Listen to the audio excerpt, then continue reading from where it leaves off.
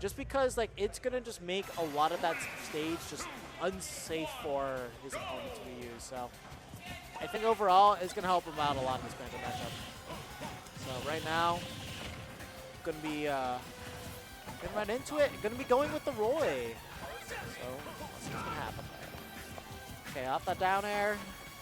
Wasn't really able to get too much off of it, but I'm pretty sure you can combo start off of it if you really want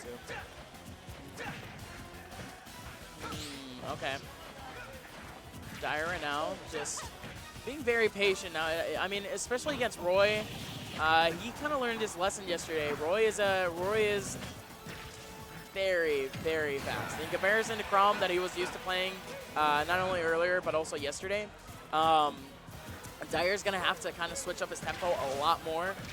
Seems like he did make a couple of really good adjustments there at the beginning, but then again, game ones, stock ones of best of fives are usually just both players just trying to feel each other out.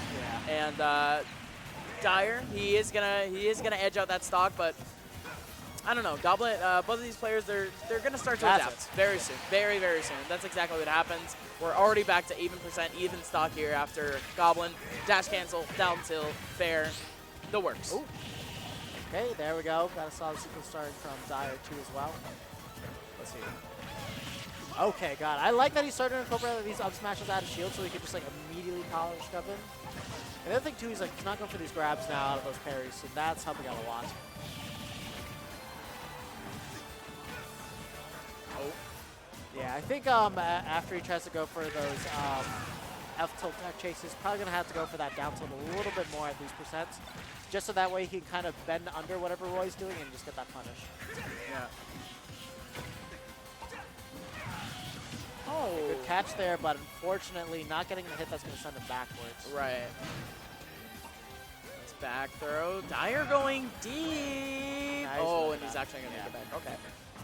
Yeah, he fully loaded that up B, and wow, okay, Goblin is going to get caught with that down throw up smash, and that's going to be the stock. Dyer still very late into his stock. Goblin, I mean, literally same situation that happened for stock. Goblin had Dyer at 100. Could easily pull up and get a kill. Roy things, and we're back to even stock again. Yeah, and I mean, I like that Dyer kind of had the mentality of, you know, he conditioned him with that down throw up tilt so often that he's like, you know what, at this point, maybe he won't mash this line, and then, you know, gets the up smash right there. Okay. Ooh, okay, that's some spicy damage. Oh, wow, okay, yeah. That's quite the mix-up option, honestly, because Goblin just doesn't expect it. You know what I mean? He would expect Dyer just to, you know, safely land, you know, just to get back on stage, but he just immediately side Bs. No, that was supposed to be a reverse grenade. Yeah, he was supposed to go the other way. He wanted to two-frame out of it. Yeah. It's honestly an amazing two-frame option, man, especially against the 106% Roy. Yeah. That would have been it. Oh, yeah, caught him. Just a neutral, and he's going to do it for Dyer. So one of the things about like Roy is that like his initial dash is pretty long. So throwing that out is actually pretty good at neutral just because of that one reason. So yeah, good stuff there, Dyer. Just catching him, and we're seeing no pop offs coming from Dyer right now. So no, he has to stay respectful. It's a first of all, he's against Goblin. He's against a player that he very much respects. You know what I mean in terms of skill level. I mean, the difference. But they do banter sometimes. You know what I mean. But this is, I mean, knowing yesterday they went through a 9-game set. Oh. He doesn't want to get out his energy earlier. You know what I mean? Yeah, no, that's for sure. He's trying to stay focused and win this for sure. At the end of the day, Goblin's a PGR win. Right. Oh, that was really good. Ooh. Oh man, I thought we were gonna just see like a drop down back air. So that actually would have been able to get it. I mean, Dyer's already done the work, man. He misses one input, and that's fine. Goblin hasn't exactly punished really anything yet. There's nothing to punish. Dyer is doing great so far. Oh yeah. And he crossed him up with the back air too. I did not think that was gonna happen. Do we get the taunt in there and the shield taunt as well? Right. Yeah, just perfect stock. Whole Goblin coming in with an air, still getting deflected by Dyer. Finally a little bit of damage. Yeah, another thing too is Yeah, it seems like Goblin's just kind of scared to approach in a lot of situations where I feel like before he really wasn't as much. Okay.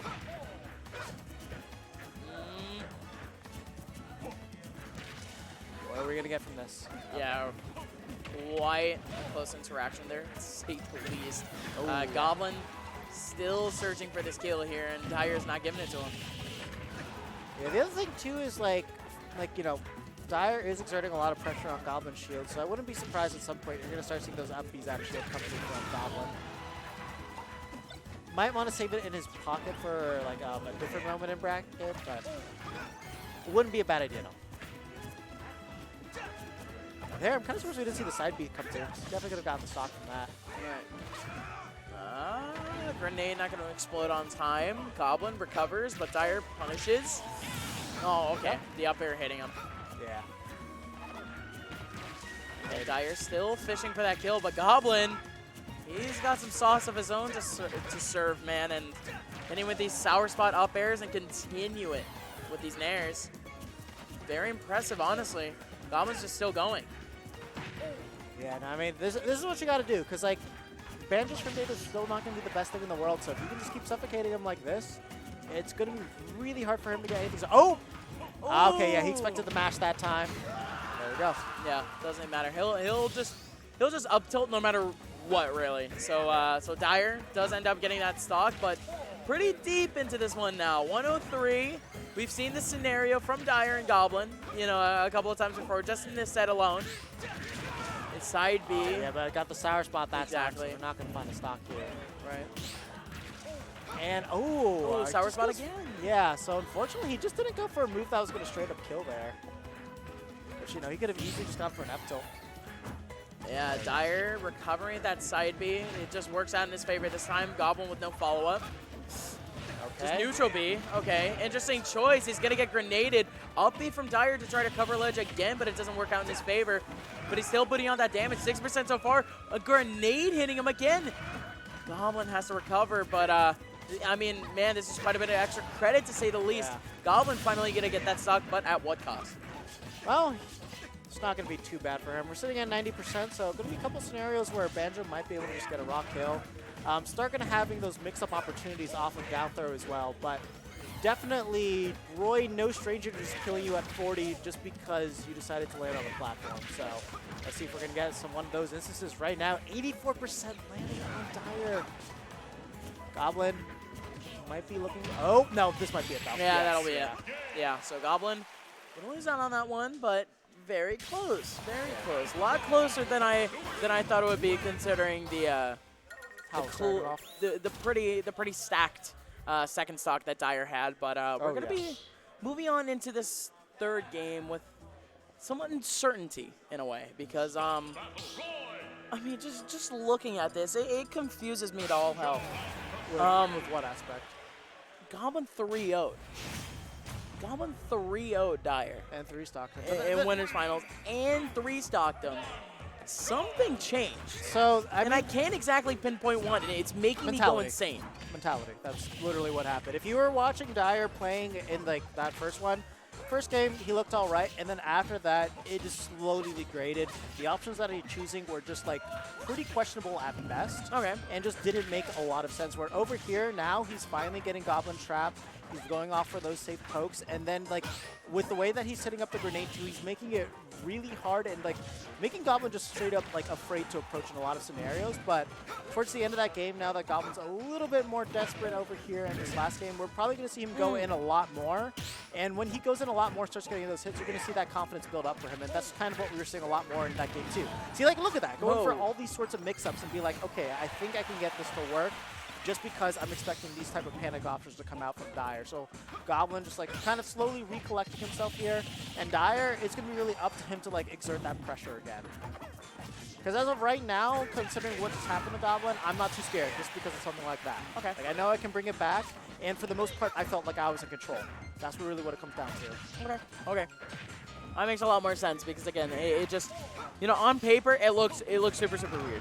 You know what I mean? In that Dyer now, he's just kind of, he's saucing up Goblin in a sense.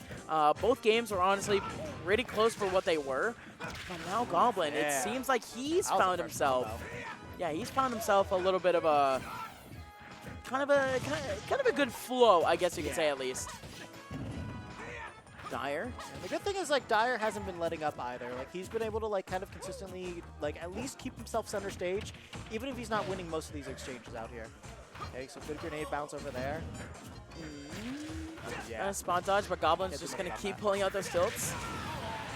Side B mid stage, not going to do much. Dyer's back and a side B back on. Ooh.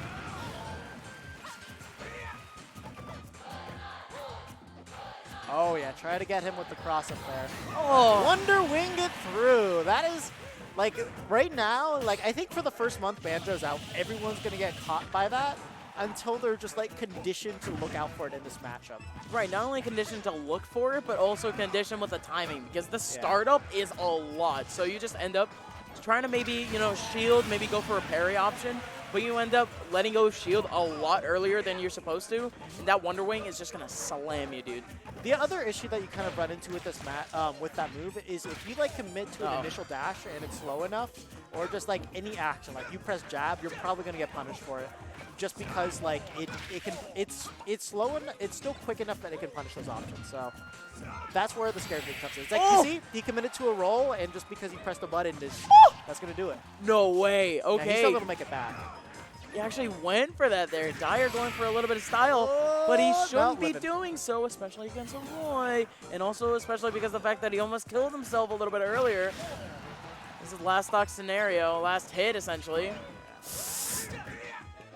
Down throw, up yeah, smash. That's gonna be it, and that's gonna be the set actually. Dyer resets bracket with a 3-0.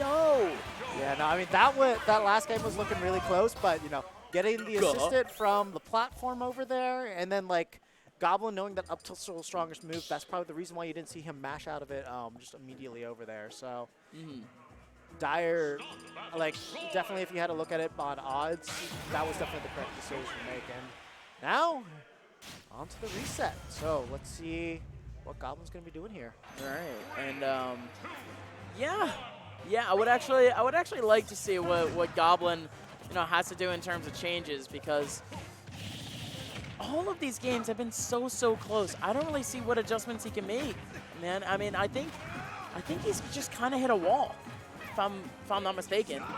I mean, I don't think it's that. It's just like there are some moments where Dyer's been able to edge him out, and it's like, you know, there's like some really it's one of those things where it comes down to the micro decisions.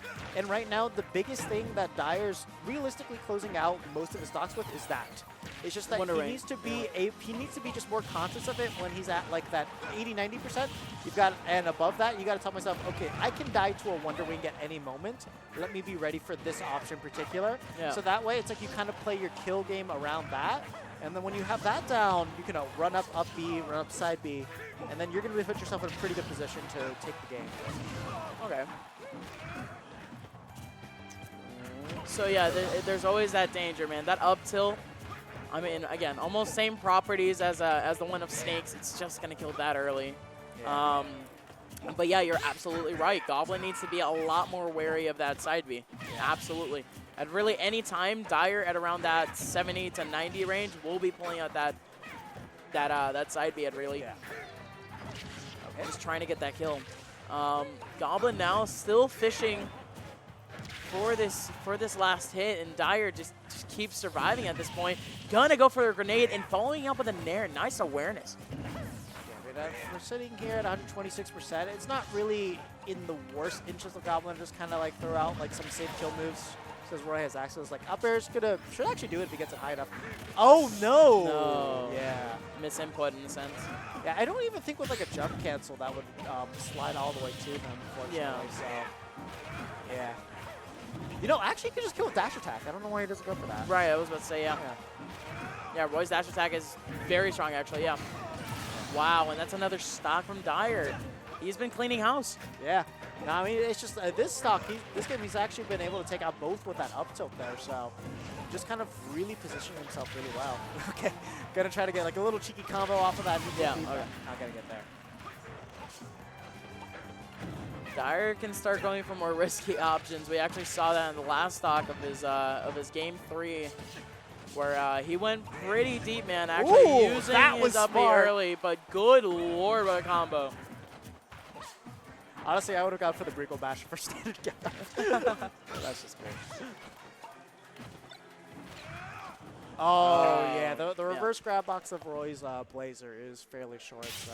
Okay. A little rough stuff there, but Dyer taking that pretty commandingly right there. Yeah, no, just unfortunate ending there from Goblin. He was really at a pretty deep deficit, so it didn't really matter too much for him, but I mean, Dyer, man, he's almost literally suffocating Goblin and not letting him do anything. Yeah, period. I mean, I'm also really just happy that we're kind of seeing this coming out from Banjo this early on. Just like, dude, you know, it's just the placements of these things just make so much sense, and there's not too much that you really need to do with them. Just at the same time, it's just like we really need to see how Goblin's going to decide to maneuver around this, or what type of item game he's going to try to play with him. I just want to emphasize, we are, first of all, second event in CFL after Banjo comes out. And this is 6 days, 5 days after Banjo has been released. Yeah, on he Nintendo. came out on the 4th, so today is The 4th, so... today's the 9th or 8th? Yeah, so it's been 6 days. Okay. It's been 6 days. Oh, no, okay. Now at least it is 6 days because we have passed midnight, Yeah. but... So it was 5 days before that, So yeah. 5 days, essentially. So 5 days after this character comes out, and Dyer is defeating a man, right? Dyer is defeating a man That who... beat Tweak. Beat Tweak, second place at standoff. I mean, with Banjo Kazooie. Yeah. What are we watching, man? Like, I've been DLC? trying to... right, it's surely DLC. It's surely unfamiliarity. If you're going to get these results, you might as well get it out of the way now. But it's mind-boggling, honestly, considering that these two go back and forth every single week. And Dyer has been, for the lack of words, slapping up Goblin. Yeah. What? I mean, one of the things right now is like, it's just like a lot of Goblin's ideas to kind of get around this Banjo. Actually, one of the biggest things is his methodologies of punishing Wonderwing have been pretty bad for the most part. Just because like he hasn't really been able to find that way to get that kill off of those pretty obvious ones. When, as we mentioned, like dash attack, he hasn't attempted that once.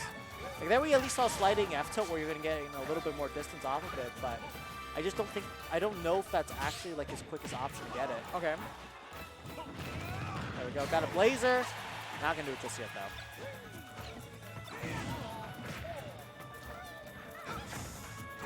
though. Going with that down air. No punishment, though. 188 on that Banjo.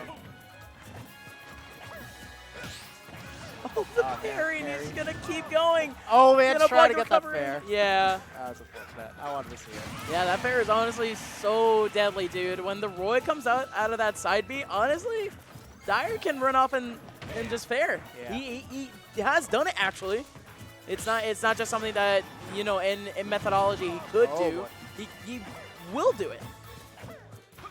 Yeah, when you get to like max space that F tilt from Banjo, it is absurdly good pressure on shield. Like there really isn't much you can do with it. And the grenade, but unfortunately Grenade's not going to take the stock there. I think if anything, it saved Goblin there because of the percentage that he's at. Man, back there would have just killed normally. Okay, we did get the spot dodge coming from Goblin, but it didn't look like he was able to turn that into anything. That percentage down throw is going to confirm to that up smash super easily. Down throw. Oh, okay. Oh, he tried. Yeah, he tried to go for, yeah, almost literally the cheese, the same cheese that he pulled off earlier with Crom. Oh, that's gonna do it. All right. What in the? That's Okay, so he's brought this back super quick. All right, sounds good. That's the thing. There's a lot of scenarios where you got to realize like Roy can just kill you. It's just the setups there aren't the most common things in the world, but they're not uncommon too. It's like it's a lot of the ways that Roy's gonna get through bracket. Oh, good parry there.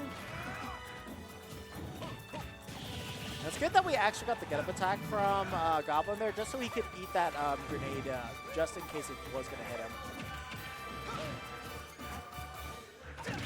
Okay, and it looks like Goblin was finally positioning himself to get ready to punish that Wonder Wing.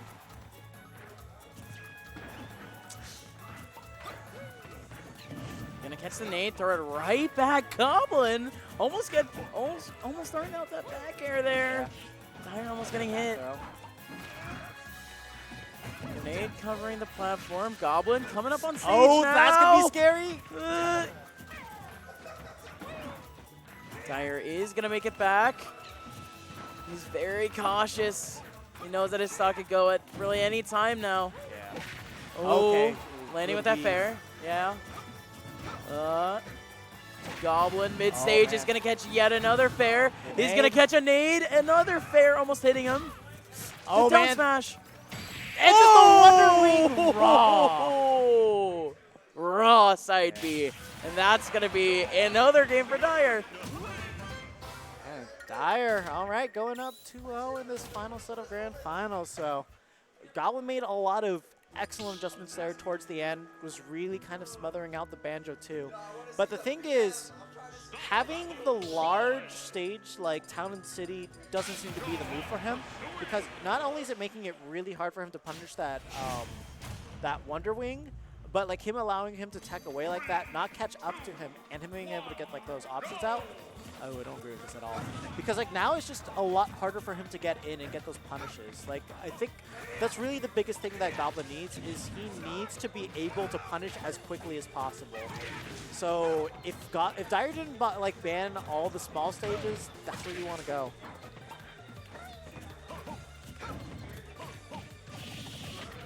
At least in terms of like how the platform layouts are going out, this probably is one of the better ones to be on.